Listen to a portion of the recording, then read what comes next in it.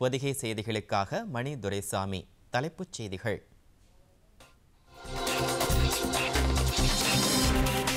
நாட்டின் 70வது குடியரசு தின விழா கோலாகல கொண்டாட்டம். தலைநகர் தில்லியில் தேசிய கொடியை ஏற்றி பாதுகாப்பு படையினரின் அணிவகுப்பு மரியாதை ஏற்றுக்கொண்டார் குடியரசுத் தலைவர் ராம்நாத் கோவிந்த்.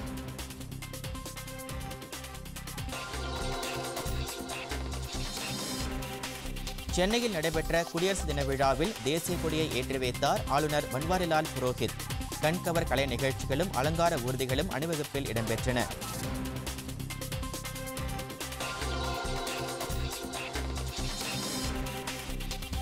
மதுரையில் 1264 கோடி ரூபாய் செலவில் அமைக்கப்படும் எய்ம்ஸ் மருத்துவமனை பிரதமர் நரேந்திர மோடி நாளை அடிக்கல் நாட்டுகிறார்.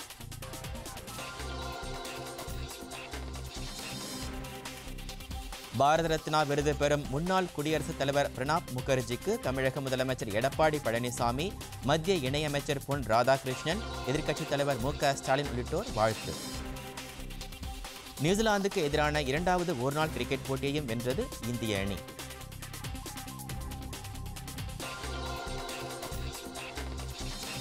இந்தோனேஷியா மாஸ்டர்ஸ் பேட்மிண்டன் போட்டி மகளிர் ஒற்றையர் பிரிவில் இறுதிப் போட்டிக்கு முன்னேறினார் சாய்னா நேவால். விரிவான செய்திகள். நாட்டின் 70வது குடியரசு தின விழா புதுதில்லி ராஜ்பாத்தில் இன்று சிறப்பாக நடைபெற்றது. நாட்டின் 70வது குடியரசு தின விழா புதுதில்லி ராஜ்பாத்தில் வழக்கமான உற்சாகத்துடன் கொண்டாடப்பட்டது. குடியரசுத் தலைவர் ராம்நாத் கோவிந்த் 21 குண்டுகள் முழங்க தேசிய கொடியை ஏற்றி வைத்தார். தொடர்ந்து முப்படைகளின் பலத்தை பறைசாற்றும் வகையில் இராணுவ வீரர்கள் மற்றும் பாதுகாப்பு படையினரின் கண்கவர் அணிவகுப்பு நடைபெற்றது. பாதுகாப்பு படையின் பல்வேறு இராணுவ வாகனங்களும் இந்த அணிவகுப்பில் பங்கேற்றன. முன்னதாக பிரதமர் நரேந்திர மோடி இந்தியா கேட்டில் உள்ள அமர் ஜவான் ஜோதியில் நாட்டிற்காக உயிர் தியாகம் செய்த இராணுவ வீரர்களுக்கு மரியாதை செலுத்தினார். இதனை அடுத்து ராஜ்பாத்தில் குடியரசு தின விழா தொடங்கியது. குடியரசுத் தலைவர் ராம்நாத் கோவிந்துடன் தென்னாப்பிரிக்க அதிபர் சிரில் ராமபோசா இந்நிகழ்ச்சியில் சிறப்பு விருந்தினராக கலந்து கொண்டார். இதனை அடுத்து ஜம்மு காஷ்மீரைச் சேர்ந்த நாட்டிற்காக உயிர் தியாகம் செய்த லேன் நாயக் நசீர் அகமது வேனேவுக்கு அசோக சக்ரா விருதை குடியரசுத் தலைவர் வழங்கினார். உயிரிழந்த வீரரின் தாய் மற்றும் மனைவி குடியரசுத் தலைவரிடம் இந்த விருதை பெற்றுக்கொண்டனர். தொடர்ந்து விஜய் சதுக்கத்திலிருந்து செங்கோட்டை வரை இராணுவ வீரர்கள் அணிவகுப்பு தொடங்கியது. தில்லி தலைமை பகுதியின் general commanding officer lieutenant general Asit Mistry தலைமையில் வீரர்கள் அணிவகுத்து வந்தனர். தொடர்ந்து பரம்வீர் சக்ரா மற்றும் அசோக் சக்ரா விருதுகள் பெற்ற வீரர்கள், இந்திய கடற்படை வீரர்கள், மத்திய ரிசர்வ் காவல்படை, ரயில்வே காவல்படை, தில்லி காவல்துறையினர், எல்லை பாதுகாப்பு படையினர், தேசிய மாணவர் மற்றும் மகளிர் படையினர், தேசிய சேவை படையினர் உள்ளிட்ட நாட்டின் பல்வேறு பாதுகாப்பு படை வீரர்கள் பங்கு பெற்ற கண்கவர் அணிவகுப்பு நடைபெற்றது. இந்த ஆண்டு குடியரசு தின அணிவகுப்பில் இராணுவத்தில் பணியாற்றிய மூத்த வீரர்களும் பங்கேற்றனர். காந்தியடிகளின் 150வது பிறந்த ஆண்டை முன்னிட்டு குடியரசு தின விழாவின் கருப்பொருளாக தேசப்பிதா காந்தி என்ற தலைப்பு இடம்பெற்றது. இந்த அணிவகுப்பில் நாட்டின் இராணுவ வலிமையை பறைசாற்றும் வகையில் பல்வேறு இராணுவ வாகனங்களும் ஏவுகணைகளும் செங்கோட்டையை நோக்கிச் சென்றன. அஸ்ஸாம் பெண்கள் படையினரும் அந்த அணிவகுப்பில் பங்கேற்றனர். 16 மாநிலங்கள் மற்றும் யூனியன் பிரதேசங்கள், 6 மத்திய அரசு துறைகள் சார்பில் மகாத்மா காந்தி தொடர்பான கண்கவர் வாகனங்களும் அணிவகுப்பில் இடம்பெற்றன. தூய்மை இந்தியா, மகளிர் முன்னேற்றம் தொடர்பான திட்டங்கள் உள்ளிட்டவைகளும் இந்த அலங்கார ஊர்திகளில் காட்சிப்படுத்தப்பட்டன. குஜராத் மாநிலத்தின் சார்பில் வரலாற்று சிறப்புமிக்க தண்டி யாத்திரை அலங்கார ஊர்தியில் காட்சிப்படுத்தப்பட்டிருந்தது. உத்தரப்பிரதேசத்தின் சார்பில் பனாரஸ் மற்றும் காசியில் மகாத்மா காந்தி மேற்கொண்ட யாத்திரை காட்சிப்படுத்தப்பட்டிருந்தது. மகாராஷ்டிரா மாநிலம் ஒத்துழையாமை இயக்கத்தையும் அந்தமான் நிக்கோபார் தனிமைச் சிறையையும் காட்சிப்படுத்தியது. கர்நாடகா, புதுதில்லி உள்ளிட்ட மாநிலங்களின் அலங்கார ஊர்திகளில் மகாத்மா காந்தியின் வரலாற்று சிறப்புமிக்க நிகழ்வுகள் காட்சிப்படுத்தப்பட்டன. மத்திய குடிநீர் மற்றும் சுத்திகரிப்பு அமைச்சகத்தின் சார்பில் தூய்மை இந்தியா இயக்கத்தின் 4 ஆண்டு சாதனைகள் அலங்கார ஊர்தியில் காட்சிப்படுத்தப்பட்டிருந்தன. தொடர்ந்து இந்திய இராணுவத்தின் டாங்கிகளான பீஷ்மா, T-90, K-9, வஜ்ரா மற்றும் ஆகாஷ் ஏவுகணைகள் உள்ளிட்டவைகளும் அணிவகுப்பில் பங்கேற்றன. இறுதியில் இந்திய விமானப்படையின் கண்கவர் சாகச நிகழ்ச்சியும் இடம்பெற்றது. விமானப்படையினரின் 3 ஹெலிகாப்டர்கள் ருத்ரா அமைப்பில் சாகசங்களை நிகழ்த்தி காட்டியது. இதனை அடுத்து ஹெர்குலஸ் வியூகத்தில் சாகசங்களை வீரர்கள் நிகழ்த்தினர். இறுதியில் மூவர்ண பலூன்கள் பறக்கவிடப்பட்டன. விழாவின் முக்கிய விருந்தினர்கள் விடை பெற்றதை அடுத்து நிகழ்ச்சி நிறைவடைந்தது. சென்னை காமராஜர் சாலையில் குடியரசு தினத்தையொட்டி ஆளுநர் பன்வாரிலால் புரோஹித் தேசிய கொடியை ஏற்றி வைத்து அணிவகுப்பு மரியாதையை ஏற்றுக்கொண்டார். தமிழகத்தில் 70வது குடியரசு தினம் உற்சாகத்துடன் கோலாகலமாக கொண்டாடப்பட்டது.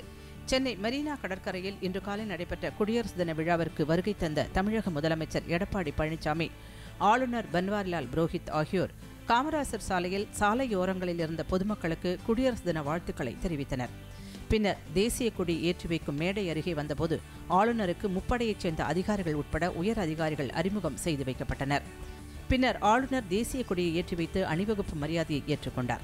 குடியரசு தின அணிவகுப்பில் ராணுவம், விமானப்படை, கடற்படை, துணை ராணுவப்படை, தமிழ்நாடு காவல்துறை, தொழில் பாதுகாப்பு படை, ரயில்வே பாதுகாப்பு படை, சாரணியர் இயக்கம், மெட்ராஸ் ரெஜிமெண்டல் படைப்பிரிவு வீரர்கள் உட்பட 47 குழுவினர் இந்த அணிவகுப்பில் இடம்பெற்றனர். விங் கமாண்டர் சித்துவான் அரோரா தலைமையில் நடைபெற்ற இந்த அணிவகுப்பில் தமிழக அரசின் சார்பில் 15 துறைகளின் சாதனைகளை எடுத்துரைக்கும் அலங்கார ஊர்திகளும் பங்கேற்றன. மேலும் தமிழகத்தின் கலாச்சாரத்தை பிரதிபலிக்கும் வகையில் இயற்கையை ஆசீர்வதிக்கும் இடமாக தென்னக பண்பாட்டு கலாச்சார மையத்தின் சார்பில் கதக் நடனம், தமிழகத்தின் சிலம்பாட்டம் உட்பட ராஜஸ்தான், ஆந்திர பிரதேசம், மேகாலயா மாநிலங்களின் கலை நிகழ்ச்சிகளும் இடம்பெற்றன. பின்னர் பள்ளி, கல்லூரி மாணவ மாணவியர் பங்கு பெற்ற பாரம்பரிய நடன நிகழ்ச்சிகளும் நடைபெற்றன. தொடர்ந்து வீரதீர செயல்களுக்கான அண்ணா பதக்கங்களை 3 பேருக்கு தமிழக முதலமைச்சர் எடப்பாடி பழனிசாமி வழங்கினார். சென்னையைச் சேர்ந்த சிறுவன் சூரியகுமார், குரங்கணி தீ விபத்தில் பலரது உயிரை காப்பாற்றிய தேனி மாவட்டம் போடி நாயக்கனூரைச் சேர்ந்த ரஞ்சித்குமார், தஞ்சையைச் சேர்ந்த ஸ்ரீதர் ஆகியோருக்கு இந்த விருதுகளும் 1 லட்சம் ரூபாய்க்கான காசோலைகளும் வழங்கப்பட்டன. தொடர்ந்து 5 காவல்துறையினருக்கு மகாத்மா காந்தியடிகள் பதக்கங்களை முதலமைச்சர் வழங்கினார். வேளாண் துறையில் திருந்திய நெல் சாகுபடியில் சிறப்பாக ஈடுபட்ட புதுக்கோட்டையைச் சேர்ந்த விவசாயி சேவியருக்கு சிறப்பு விருது வழங்கப்பட்டது.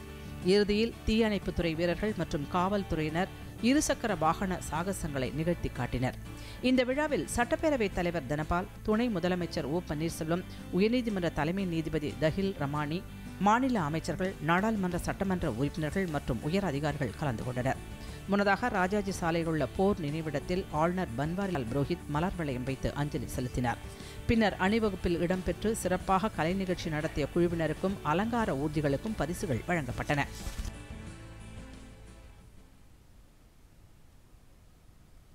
சென்னை மற்றும் தமிழகத்தின் பல்வேறு பகுதிகளில் உள்ள மத்திய மாநில அரசு அலுவலகங்கள் மற்றும் பொதுத்துறை நிறுவனங்களில் குடியரசு தின விழா கோலாகலமாக கொண்டாடப்பட்டது.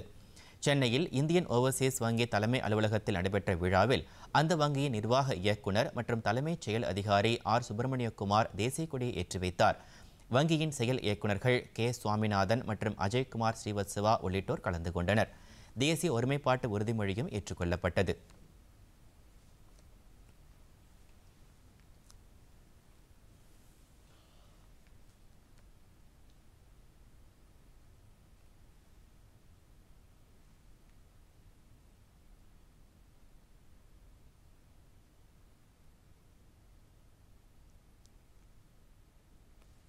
சென்னை தேனாம்பேட்டையில் உள்ள தமிழ்நாடு வட்டக்கணக்கு தணிக்கை அலுவலகத்தில் நடைபெற்ற விழாவில் முதன்மை தலைமை கணக்காயர் தேவிகா நாயர் தேசிய கொடியை ஏற்றி வைத்தார். வணிக தணிக்கை பிரிவு தலைமை இயக்குனர் ஆர் அம்பலவாணன், தணிக்கை பிரிவு முதன்மை இயக்குனர் அனீம் செரியன், தலைமை கணக்காயர் திருப்பதி வெங்கடசாமி, தகவல் அறியும் உரிமை பிரிவு முதன்மை இயக்குனர் மாதவி உள்ளிட்டோர் கலந்து கொண்டனர். சிறப்பாக பணியாற்றியவர்களுக்கு விருதுகளும் வழங்கப்பட்டன.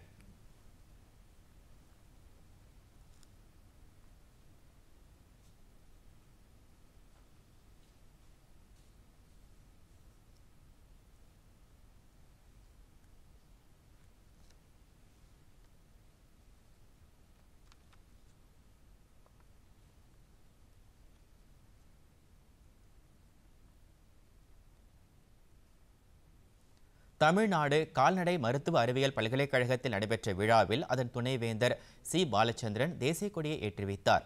அப்போது பேசிய அவர், விழுப்புரம் மாவட்டம் சின்னசேலத்தில் சுமார் 50 ஏக்கர் பரப்பளவில் வேளாண் அறிவியல் ஆலோசனை மற்றும் பயிற்சி மையம் அமைக்கப்பட உள்ளதாக தெரிவித்தார். இந்த பல்கலைக்கழகத்தில் சிறந்த பணியாளர்களுக்கான விருதும் 25 ஆண்டுகள் சிறப்பாக பணிமுடித்தவர்களுக்கு பாராட்டு சான்றிதழையும் துணைவேந்தர் வழங்கினார். அங்குள்ள ஆராய்ச்சி பண்ணையில் மரக்கன்றுகளும் நடப்பட்டன.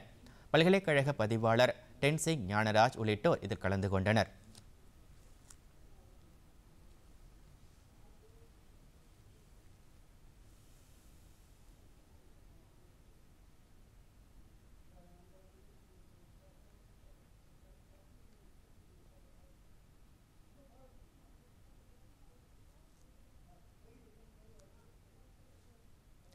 சென்னை பொதிகை தொலைக்காட்சி வளாகத்தில் நடைபெற்ற குடியரசு தின விழாவில் நிலையத்தின் துணை தலைமை இயக்குனர் கே தானுவலிங்கம் தேசிய கொடியை ஏற்றி வைத்தார். தொடர்ந்து அலுவலக பணியாளர்களுக்கு இனிப்புகள் வழங்கப்பட்டன. சென்னையில் உள்ள பிரசார் பாரதி பொறியியல் பிரிவு கூடுதல் தலைமை இயக்குனர் அலுவலகத்தில் நடைபெற்ற நிகழ்ச்சியில் தென்னக பிரிவு கூடுதல் தலைமை இயக்குனர் என் தியாகராஜன் தேசிய கொடியை ஏற்றி வைத்து மரியாதை செலுத்தினார்.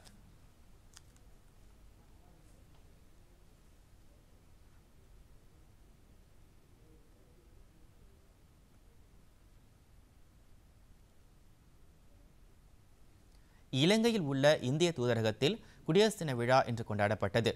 இந்திய தூதர் தரண்ஜீத் சிங் சாந்து உள்ளிட்ட உயரதிகாரிகள் இந்த நிகழ்ச்சியில் பங்கேற்றனர். இந்த விழாவில் எல்லை பாதுகாப்பு படையைச் சேர்ந்த வீரர்களின் அணிவகுப்பும் நடைபெற்றது.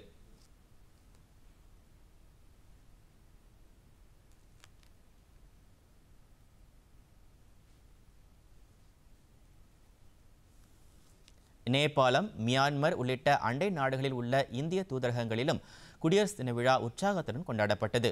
காத்மாண்டுவில் உள்ள இந்திய தூதரகத்தில் நடைபெற்ற விழாவில் அந்நாட்டு துணை அதிபர் நந்து பகதூர் பன் பங்கேற்று இந்தியா மற்றும் நேபாள் 70 ஆண்டுகால தூதரக உறவு என்ற தலைப்பிலான புத்தகத்தை வெளியிட்டார். அந்நாட்டு வெளியுறவு அமைச்சர் பிரதீப் குமார் கியாவாலி உள்ளிட்டோரும் இந்த நிகழ்ச்சியில் கலந்து கொண்டனர்.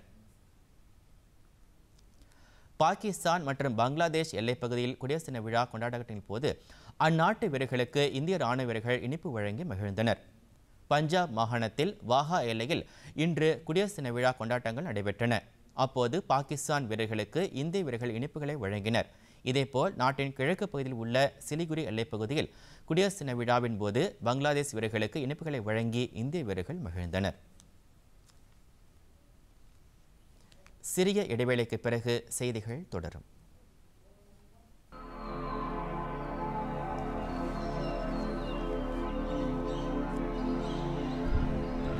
தொண்ணூறுகளில் எலெக்ஷன் கமிஷன் அப்படிங்கிற ஒரு இன்ஸ்டிடியூஷன் ஒரு முக்கியத்துவத்தை கிடைச்சது. சில சமயம் சுப்ரீம் கோர்ட் ஒரு முக்கியமான இந்தியா ஒற்றுமையாக ஒரு நாடாக இருப்பதே ஒரு பெரிய வெற்றி. இன்னைக்கு உலகத்தில் இன்னைக்கு பல்வேறு நிகழ்வுகளுக்கு இடையில் ஒரு நாடாக இருப்பதே வெற்றி என்று நான் கருது. இனி போக வேண்டிய பாதை, நம்ம நாட்டுக்கான பாதை, அதை பற்றி உங்களுடைய கருத்து என்ன?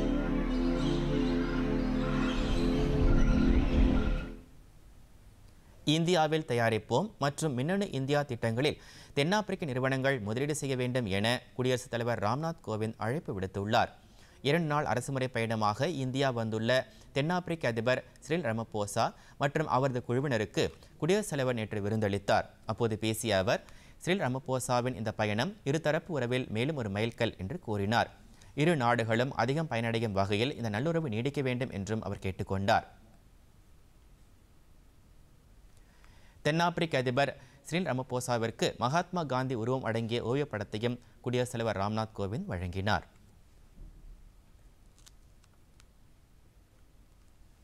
பிரதமர் நரேந்திர மோடி நாளை தமிழகம் வருகிறார். மதுரை தோப்பூரில் அமையவுள்ள எய்ம்ஸ் மருத்துவமனைக்கு அவர் அடிக்கல் நாட்டுகிறார். அங்கு 1264 கோடி ரூபாய் செலவில் எய்ம்ஸ் மருத்துவமனை அமைப்பதற்கு கடந்த மாதம் மத்திய அமைச்சரவை ஒப்புதல் வழங்கியது. இந்த மருத்துவமனையில் 750 படுக்கை வசதி, பன்னோக்கு உயர் சிகிச்சை பிரிவு உள்ளிட்ட நவீன வசதிகளும் 100 பேர் மருத்துவம் பயிலக்கூடிய மருத்துவக் கல்லூரியும் செவிலியர் பயிற்சிக் கல்லூரியும் அமையவுள்ளன. தஞ்சாவூர் மற்றும் திருநெல்வேலி மருத்துவக் கல்லூரிகளில் தலா 150 கோடி ரூபாய் செலவில் அமைக்கப்பட உள்ள பன்னோக்கு உயர் சிகிச்சை பிரிவுகளையும் பிரதமர் இந்த நிகழ்ச்சியில் திறந்து வைக்கிறார். மதுரை ராஜாஜி மருத்துவக் கல்லூரியில் கட்டப்பட்டுள்ள பன்னோக்கு உயர் சிகிச்சை பிரிவையும் பிரதமர் மோடி திறந்து வைக்கிறார். திருநெல்வேலி மருத்துவக் கல்லூரியிலும் மேம்படுத்தப்பட்ட உயர் சிகிச்சை பிரிவை பிரதமர் பொதுமக்களின் பயன்பாட்டிற்கு அர்ப்பணிக்கிறார். தமிழக வருகைக்கு முன்பு கொச்சி செல்லும் பிரதமர் அங்கு ஒருங்கிணைந்த சுத்திகரிப்பு உருவாக்க வளாகத்தையும் 4350 மெட்ரிக் டன் சமையல் எரிவாயு சேமிப்பு கிடங்கையும் பொதுமக்கள் பயன்பாட்டிற்கு அர்ப்பணிக்கிறார். கொச்சி சுத்திகரிப்பு நிலையத்தில் பெட்ரோல் ரசாயன வளாகத்திற்கும் அவர் அடிக்கல் நாட்டுகிறார்.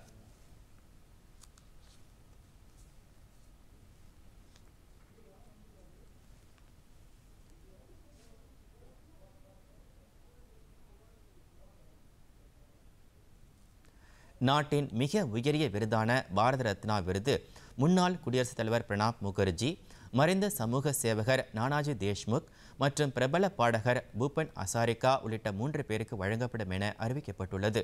பல்வேறு துறைகளில் சிறப்பாக பணியாற்றியவர்களுக்கு மத்திய அரசு பாரத ரத்னா, பத்ம விபூஷன், பத்ம பூஷன், பத்மஸ்ரீ போன்ற விருதுகளை வழங்கி கௌரவித்து வருகிறது.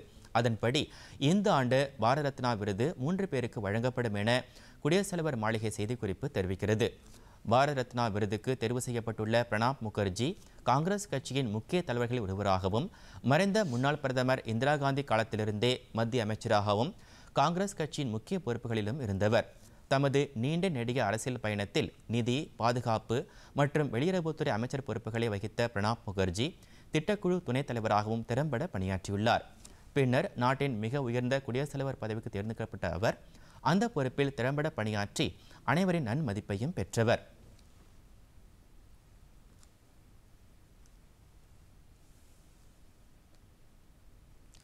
கிராமப்புற வளர்ச்சிக்காக சமூக சேவகர் நானாஜி தேஷ்முக் தமது வாழ்நாள் முழுவதையும் பங்காற்றியவர்.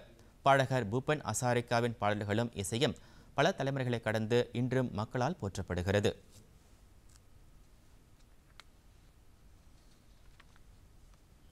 இந்த ஆண்டுக்கான பத்ம விருதுகள் அறிவிக்கப்பட்டுள்ளன.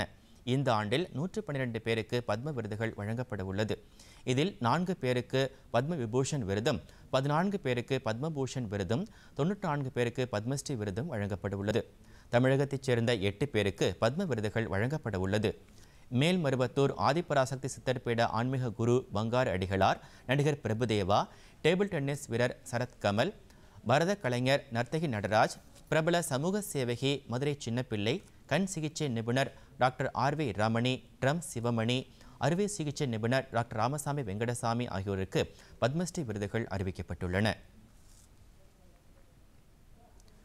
பாரத ரத்னா விருது பெற்றுள்ள முன்னாள் குடியரசுத் தலைவர் பிரணாப் முகர்ஜி, பத்மஸ்ரீ விருது பெற்றுள்ள பங்காரு அடிகளார், மதுரை சின்னப்பிள்ளை உள்ளிட்டோருக்கு தமிழக அரசியல் கட்சித் தலைவர்கள் வாழ்த்துக்களை தெரிவித்துள்ளனர். தமிழக முதலமைச்சர் எடப்பாடி பழனிசாமி பிரணாப் முகர்ஜிக்கு தமது மனமார்ந்த வாழ்த்துக்களை தெரிவித்துக் கொண்டுள்ளார். பொது வாழ்க்கையில் தன்னலம் கருதாமல் பல ஆண்டு காலம் அவர் சேவையாற்றியதாக முதலமைச்சர் வாழ்த்து தெரிவித்துள்ளார்.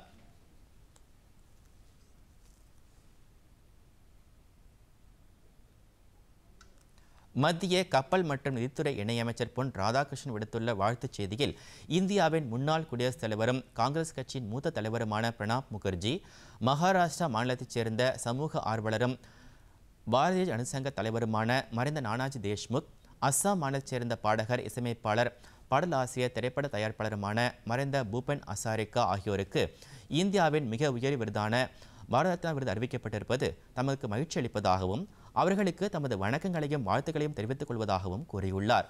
மேலும் பத்ம விபூஷன், பத்மபூஷன், பத்மஸ்ரீ விருதுகள் பெறவிருக்கும் அனைவருக்கும் தமது வாழ்த்துக்களை அவர் தெரிவித்துக் கொண்டுள்ளார்.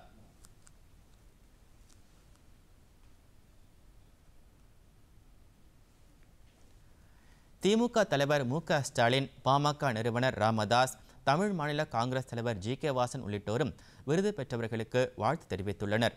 இந்நிலையில் பத்மஸ்ரீ விருது அறிவிக்கப்பட்டுள்ளது தமக்கு மகிழ்ச்சியை ஏற்படுத்தியிருப்பதாக மதுரை சமூக சேவகி சின்னப்பிள்ளை தெரிவித்துள்ளார்.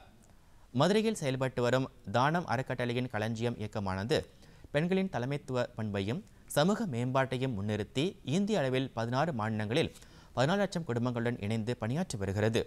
3 நிலைகளில் இந்த இயக்கம் செயல்பட்டு வருகிறது. இந்த இயக்கத்தின் தலைவர்களில் சின்னப்பிள்ளையும் ஒருவர். தமக்கு வழங்கப்பட்ட விருது குறித்து எமது செய்தியாளரிடம் பேசிய அவர், சுகாதாரம், கல்வி, சமூக பொறுப்பு, பெண்கள் உடல்நலம், குறுநீதி போன்றவற்றில் தமது சுய உதவிக் குழு கவனம் செலுத்தி வருவதாக குறிப்பிட்டார். ஏற்கனவே அவருக்கு ஔவையார் விருது வழங்கி மாநில அரசு கௌரவித்துள்ளது. மறைந்த முன்னாள் பிரதமர் வாஜ்பாயின் கரத்தால் ஸ்ரீ சக்தி புரஸ்கார் விருதும் அவர் பெற்றுள்ளார்.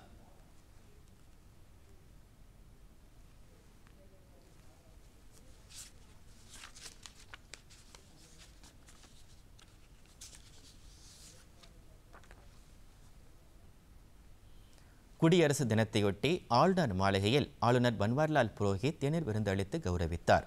இந்த நிகழ்ச்சியில் முதலமைச்சர் எடப்பாடி பழனிசாமி, துணை முதலமைச்சர் ஓ பன்னீர்செல்வம், சட்டப்பேரவைத் தலைவர் ப. தனபால், உயர்நீதிமன்ற தலைமை நீதிபதி விஜயா கமலேஷ் தஹில் ரமானி மற்றும் தமிழக அமைச்சர்கள், சட்டமன்ற உறுப்பினர்கள் உள்ளிட்டோர் இந்த வரவேற்பு நிகழ்ச்சியில் கலந்து கொண்டனர்.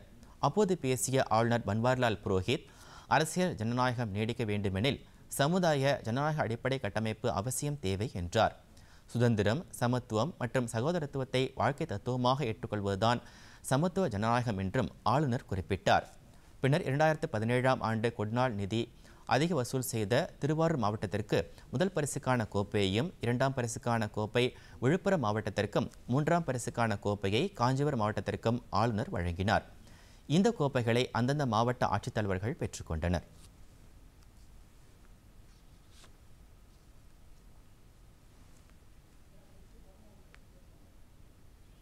அடுத்து சில முக்கிய செய்திகளை விரைவுச் செய்திகளாக பார்க்கலாம். சென்னை சாந்தோம் பகுதியில் அமைந்துள்ள மீன்வளத்துறை அலுவலக வளாகத்தில் புதிதாக கட்டப்பட்டுள்ள மீன்வளத்துறை அலுவலகத்தை அத்துறை அமைச்சர் டி ஜெயக்குமார் திறந்து வைத்தார். பின்னர் செய்தியாளர்களிடம் பேசிய அவர், தமிழக கடலோர பகுதிகளில் பிடிக்கப்படும் மீன்களுக்கு புதிய பெயர் வைத்து உலகம் முழுவதும் விற்பனை செய்ய திட்டமிடப்பட்டுள்ளதாக கூறினார். நம்ம ஊர் மீன்கள் என்ற பெயரில் மீன்வளத்துறை இந்த விற்பனையை மேற்கொள்ளும் என்றும் அவர் தெரிவித்தார். போராட்டத்தில் ஈடுபட்டுள்ள அரசு ஊழியர்கள் மற்றும் ஆசிரியர்களை நேரில் அழைத்து பேசி பேச்சுவார்த்தை மூலம் அவர்களின் கோரிக்கையை நிறைவேற்றி நிரந்தர தீர்வு காண வேண்டும் என திமுக தலைவர் திரு மு.க. ஸ்டாலின் வலியுறுத்தியுள்ளார். இது தொடர்பாக அவர் இன்று வெளியிட்டுள்ள அறிக்கையில், முதலமைச்சர் அரசு ஊழியர்களை நேரடியாக அழைத்து பேசி அவர்களது கோரிக்கைகள் நிறைவேற்ற வேண்டும் என்றும் கேட்டுக் கொண்டுள்ளார். போராட்டத்தில் ஈடுபட்டுள்ள ஜாக்டோ ஜியோ அமைப்பினரை அழைத்து தமிழக அரசு பேச்சுவார்த்தை நடத்த வேண்டும் என இந்திய கம்யூனிஸ்ட் மூத்த தலைவர் ஆர் நல்லக்கண்ணு வலியுறுத்தியுள்ளார். நாமக்கல்லில் நடைபெற்ற தமிழ்நாடு முற்போக்கு உழவர் கூட்டமைப்பின் ஆலோசனைக் கூட்டத்தில் பங்கேற்ற பின்னர் செய்தியாளரிடம் பேசிய அவர், கைது செய்யப்பட்டுள்ள ஆசிரியர்களை விடுவிக்க வேண்டும் என்றார். சென்னை சேலம் 8 வழிச்சாலை திட்டத்தை மறுபரிசீலனை செய்யுமாறு கேட்டுக்கொண்ட அவர், விளைநிலங்கள் வழியாக உயர்மின் கோபுரம் அமைக்கும் திட்டத்தையும் மாற்றியமைக்க வேண்டும் என வலியுறுத்தினார். சிவகங்கை மாவட்டத்தில் உள்ள வைகை பூர்வீக பாசன 2ஆம் பகுதிகளுக்கு வைகை அணையிலிருந்து வரும் 29ஆம் தேதி முதல் 6 நாட்களுக்கு தண்ணீர் திறந்துவிடப்படும் என தமிழக முதலமைச்சர் எடப்பாடி பழனிசாமி அறிவித்துள்ளார். இதன் காரணமாக சிவகங்கை மாவட்டத்தைச் சேர்ந்த 4 கண்மாய் விவசாயிகள் பயனடைய உள்ளதாகவும் அவர் கூறியுள்ளார். மாற்றுத்திறனாளி மாணவர்களுக்கான சிறப்பு பயிற்சியாளர்களின் கோரிக்கைகள் உடனடியாக நிறைவேற்றப்பட வேண்டும் என இந்திய கம்யூனிஸ்ட் கட்சியின் மாநில செயலாளர் இரா முத்தரசன் வலியுறுத்தியுள்ளார். மாற்றுத்திறனாளி குழந்தைகளுக்கு பயிற்சி, கல்வி மற்றும் ஆலோசனைகளை இந்த பயிற்சியாளர்கள் வழங்கி வருவதாகவும் 20 ஆண்டுகளுக்கு மேலாக அவர்கள் இந்த பணியினை செய்து வருவதாகவும் அவர் கூறியுள்ளார். இவர்களின் கோரிக்கைகளை தமிழக அரசு உடனடியாக நிறைவேற்ற வேண்டும் என்றும் முத்தரசன் கேட்டுக் கொண்டுள்ளார். அகஸ்டா வெஸ்ட்லேண்ட் ஹெலிகாப்டர் முறைகேடு வழக்கில் வழக்கறிஞர் கௌதம் கைத்தானை அமலாக்கத்துறை கைது செய்துள்ளது. அகஸ்டா வெஸ்ட்லேண்ட் முறைகேடு விவகாரத்தில் புதிதாக பதிவு செய்யப்பட்டுள்ள பண முறைகேடு வழக்கில் கைத்தன் நேற்றிரவு கைது செய்யப்பட்டுள்ளார். வெளிநாடுகளிலிருந்து சட்டவிரோத பணப்பரிமாற்றத்தில் ஈடுபட்டதாக இவர் மீது குற்றம் சாட்டப்பட்டுள்ளது.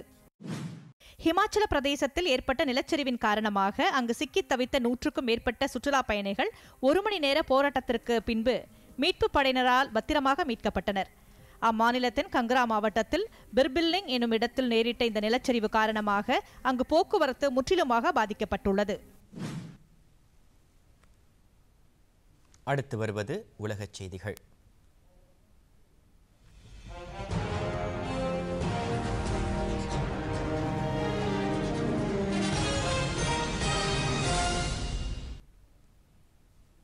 பிரேசில் நாட்டில் தென்கிழக்கு பகுதியில் உள்ள புருமாதினோ நகருக்கு அருகே உள்ள இரும்புத்தாது சுரங்க வளாகத்தில் பயன்பாட்டில் இல்லாத அணை உடைந்ததில் 9 பேர் உயிரிழந்தனர். 300க்கும் மேற்பட்ட தொழிலாளர்களை காணவில்லை.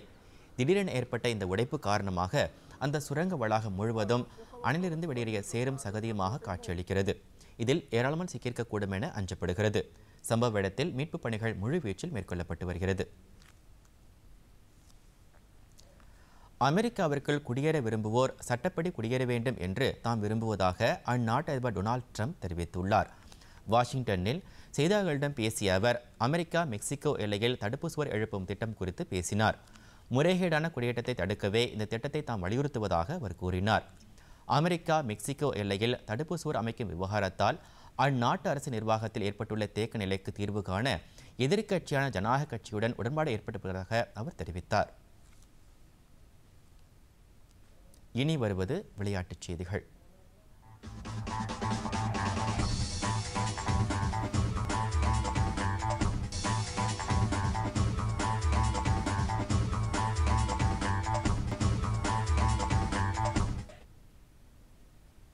மவுண்ட் மேர்னில் நடைபெற்ற நியூசிலாந்துக்கு எதிரான 2வது ஒருநாள் கிரிக்கெட் போட்டியில் இந்திய அணி அபார வெற்றி பெற்றது. இப்போட்டியில் முதலில் களமிறங்கிய இந்திய அணி 4 விக்கெட் இழப்பிற்கு 324 ரன் எடுத்தது. இந்தியாவின் ரோஹித் சர்மா 87 ரன்னும் ஷிகர் தவான் 66 ரன்னும் எடுத்தனர். நியூசிலாந்தின் சார்பில் போல்ட் மற்றும் ஃபெர்கூசன் தலா 2 விக்கெட்டுகளை வீழ்த்தினர். இதனைத் தொடர்ந்து 325 ரன் எடுத்தால் வெற்றி என்ற இலக்குடன் விளையாடிய நியூசிலாந்து 234 ரன்னில் அனைத்து விக்கெட்டுகளையும் இழந்து தோல்வியடைந்தது. இந்தியாவின் குல்தீப் யாதவ் 4 விக்கெட்டுகளை வீழ்த்தினார். நியூசிலாந்து வீரர்கள் சொற்ப ரன்னில் ஆட்டமிழந்தனர். ஆஸ்திரேலிய ஓபன் டென்னிஸ் மகளிர் ஒற்றையர் பிரிவு சாம்பியன் பட்டத்தை ஜப்பானின் நவோமி ஒசாகா கைப்பற்றினார். இன்று நடைபெற்ற இறுதி ஆட்டத்தில் அவர் செக் குடியரசின் பெட்ரா கவிட்டோவாவை 7-6, 5-7, 6-4 என்ற செட் கணக்கில் வென்றார். டென்னிஸ் போட்டியில் மகளிர் ஒற்றையர் பிரிவில் ஜப்பான் வீராங்கனை ஒருவர் கிராண்ட்ஸ்லாம் பட்டம் வெல்வது இதுவே முதல் முறையாகும்.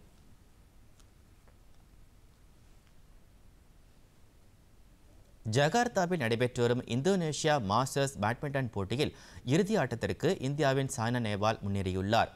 அரையிறுதிப் போட்டியில் அவர் உலகின் 6ஆம் நிலை வீராங்கனையான சீனாவின் ஹி பிங்ஜியாவோவை 18-21, 21-12, 21-18 என்ற செட் கணக்கில் வென்று இறுதிப் போட்டிக்கு தகுதி பெற்றார். கரோலினா மரின் மற்றும் சென் யூஃபை ஆகியோரிடையே நடைபெறும் மற்றொரு அரையிறுதிப் போட்டியில் வெற்றி பெறும் ஒருவருடன் நாளை நடைபெறும் இறுதிப் போட்டியில் சாய்னா நேவால் மோதவுள்ளார்.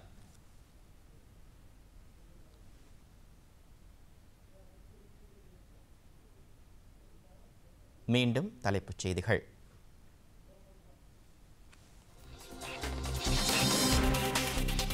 நாட்டின் 70வது குடியரசு தின விழா கோலாகல கொண்டாட்டம். தலைநகர் தில்லியில் தேசிய கொடியை ஏற்றி பாதுகாப்பு படையின் அணிவகுப்பு மரியாதை ஏற்றுக்கொண்டார் குடியரசுத் தலைவர் ராம்நாத் கோவிந்த்.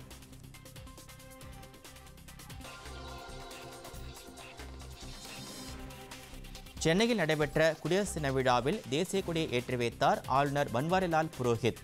கண்கவர் கலை நிகழ்ச்சிகளும் அலங்கார ஊர்திகளும் அணிவகுப்பில் இடம்பெற்றன.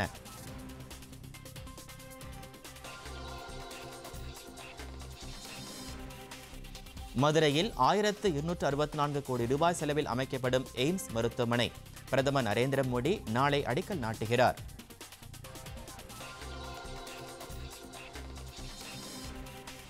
பாரத ரத்னா விருது பெறும் முன்னாள் குடியரசுத் தலைவர் பிரணாப் முகர்ஜிக்கு தமிழக முதலமைச்சர் எடப்பாடி பழனிசாமி, மத்திய இணையமைச்சர் பொன் ராதாகிருஷ்ணன், எதிர்க்கட்சித் தலைவர் மு.க. ஸ்டாலின் உள்ளிட்டோர் வாழ்த்து.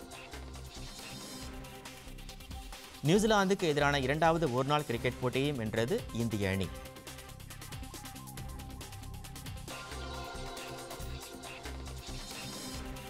இந்தோனேஷியா மாஸ்டர்ஸ் பேட்மிண்டன் போட்டி மகளிர் ஒற்றையர் பிரிவில் இறுதிப் போட்டிக்கு முன்னேறினார் சாய்னா நேவால். பொதிகை செய்திகளை யூடியூபில் தமிழ் நியூஸ் தூர்தர்ஷன் என்ற சேனலிலும்,